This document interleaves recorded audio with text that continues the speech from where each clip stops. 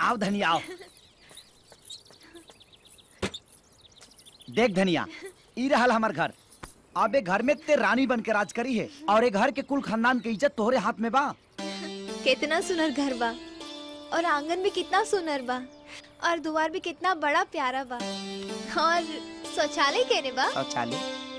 शौचालय है जितना खेत खलिहान खाली बा सब शौचालय ही तहा। लोटा लेके केनियो निकल जी है। हाँ, एकर मतलब खुला में जाए के पड़ी? हाँ, यहाँ सब लोग खुले में जाला। वाह रे मर्द, एक ओरी कहत आ रहा कि खानदान के मर्यादा और कुल के इज्जत संभाल के रखी है और दूसरा ओरी खुला में शौच करे खातिर भेजे तारा। ऐसे तुम्हार खानदान के इज्जत बची? अरे ये तो हम कबू सोचबे ना कहीं। तो अब सोचो, कहे कि हम तो चलनी अपना नैहर और तोहरा यहाँ तब भी आए जब घर में शौचालय बनी। ए सुना, अरे रुका रुका रुका रुका, अरे यही से कहे नहीं भैया।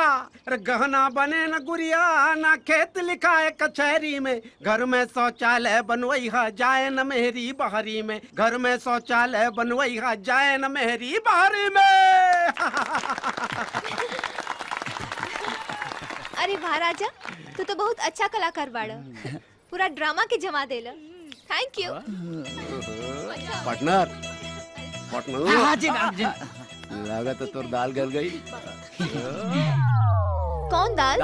खेसारी के दाल आजकल ढेर गल जाता है जी। रह, तोरा के बार बार समझौले बनी कि निमन चीज ना है, करा के मत पीऊ, लेकिन ते आदमी ना बनबे, सुधर ना जो। अरे भाई बढ़िया सुतार मिलल बा, चला दो घूट मार के मस्त हो जाइल जा। अरे बाबूजी थोड़ी देखा ये यहाँ हैं। तोरा पिए के बाद पीऊ, अब ना पियब। ना पीबा? ना ना ना तो ठीक बा, हम ही पी लेता नहीं।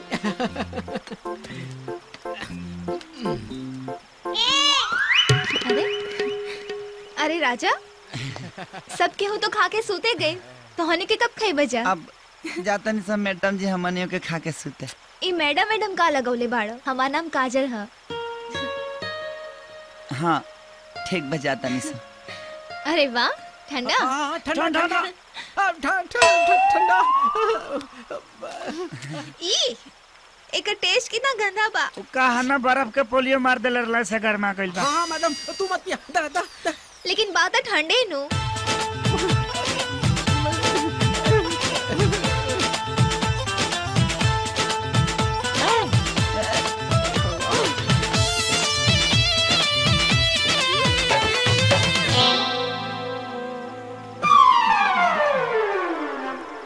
दारू पिया तारे? तोहरा के अब छोड़ब ना। एकर मतलब ठंडा में दारू पिलाने बाड़े ना। बच्चा हम दानी के हिसाब से पारा न होबा। Madam don't touch me. ना करेंगे। तू रुक, तोहरा के बता दारू पिलाने बाड़े ना। सुनिए ना मैडम, से सुनिए मैडम। मैडम चलिए ना। गर्मी लागेला, अभी तो हम नहाए। अरे ठंड में बंडी मत खाइए ना, इसका ऊपर मत करिए, पानी सूख जाएगा। हम तो अभी नहाए। अरे बाप रे। मैडम चलिए ना। Don't touch me. नहीं टच करेंगे, बिना टच के चलिए। ना है दुर्गा माई। हम रखो तो। ओकरा के तो मैं छोड़ूंगी, जब तू समझा दे ओकरा को फांसी भी लगा दूंगी।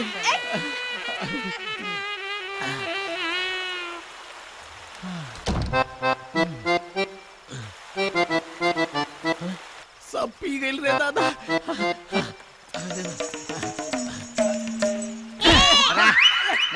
तोरा चलता डबल ड्यूटी का शिकार होगा नहीं, हम ऊपर नीचे करावा तनी। अरे राजा ला ला ला कहां चढ़ेगी? ला ला ला ला जू जू जू जू जू जू ला ला ला ला ला।